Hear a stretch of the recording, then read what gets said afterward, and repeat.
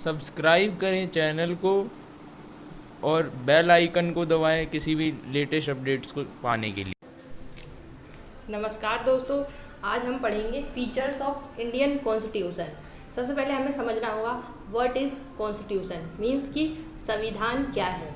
तो सबसे पहले हमें समझना होगा संविधान की परिभाषा। संविधान का अर्थ होता है किसी भी देश का सर्वोच्च कानून संविधान कहलाता है, जो किसी भी देश का जो highest law. Constitution is the highest law of the nation. तो फ्रेंड्स, सबसे पहले हमें समझना होगा कि संविधान कैसे आया।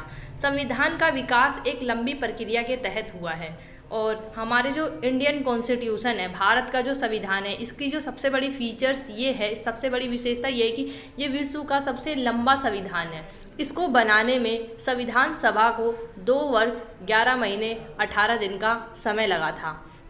इसके साथ ही हमारे संविधान में 395 अनुच्छेद, 22 भाग और 12 अनुसूचियां हैं, लेकिन वर्तमान समय में हमारे संविधान में 25 भाग हैं फ्रेंड्स। और दूसरी चीज़, जो हमारा जो संविधान है ये कठोर और लचीले का सम्मिश्रण है, अर्थात कि इसमें संशोधन की प्रक्रिया बहुत ही मुश्किल है। तो फ्रेंड्स, अब हम आगे समझते हैं कि जो हमारा जो संविधान है वो किस प्रकार आगे बढ़ा। सबसे पहले हमारे जो संविधान की सबसे पहली बैठक 9 दिसंबर 1946 को हुई थी।